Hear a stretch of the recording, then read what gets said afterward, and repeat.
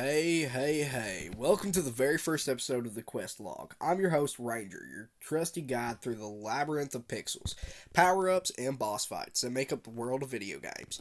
This podcast is for all your gamers out there, whether you're a casual player or a hardcore speedrunner. You've got something for everyone, so grab your controllers, your potions, and maybe even a few extra lives, because this is going to be one epic quest.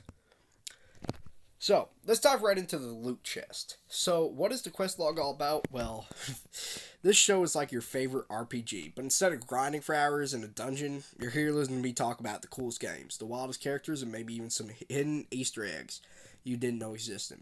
We're going to talk everything from retro classics to the latest AAA releases, and we're going to do it with a healthy dose of humor, because if you can't laugh at yourself while playing Dark Souls, are you even really gaming? Anyways, you know me, I'm Ranger, you've seen me in videos before, I need to keep it humor. So, basically, now, we need to just get right into it. With any great journey, we've got to start at the beginning. But first, let's take a sip of water, because you know water breaks are important. Sweet and refreshing. Now, today we're diving into two games that we've defined the gaming landscape for decades.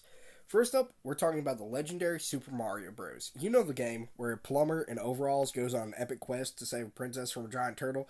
Yeah, that one. And then we'll tackle a modern classic, The Witcher 3 Wild Hunt, where you play as Geralt of Rivia, a monster hunter who spends more time brooding and drinking potions than he does saving the world. But hey, at least he looks good doing it, right? Let's kick off things with Super Mario Bros. The game that started it all. I mean, think about it. If Super Mario Bros. Never happened, we wouldn't have platformers. We wouldn't have power-ups. And we certainly wouldn't have all those awkward conversations about how it's me, a Mario. Because one of the most iconic voices in gaming history. Seriously.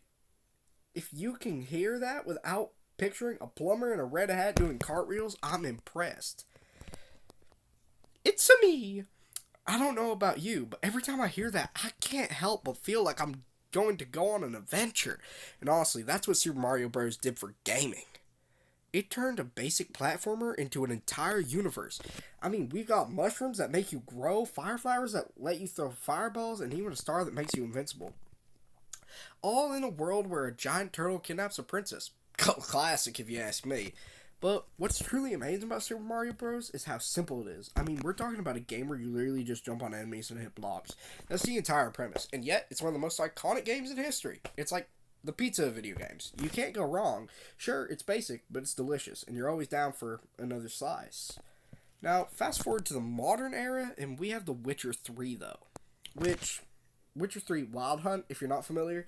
The Witcher 3 is a massive open-world RPG where you play as Geralt of Rivia, which I kind of told you at the beginning, but if you don't get it, you need to understand.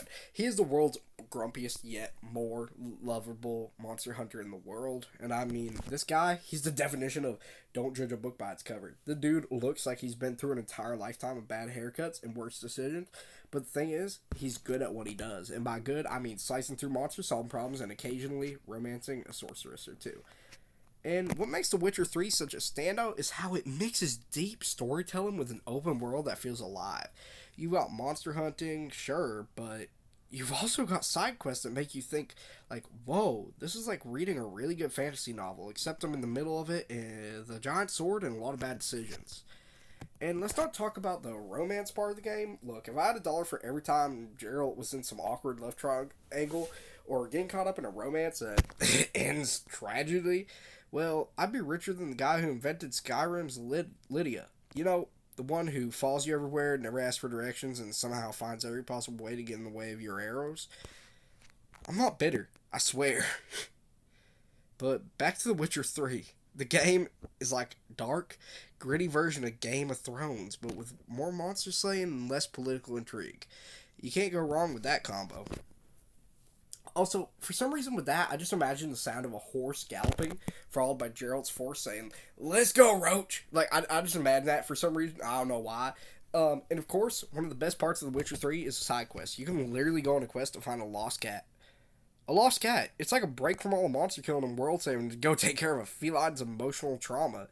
You'd think Geralt's sword could solve world hunger, but nope. Sometimes it's just about finding Mr. Whiskers. Literally a lost cat. I really wish we could do SFX sounds like in these podcasts, because like when we do get that soundboard installed, like I'm just gonna like add a cat meowing sound.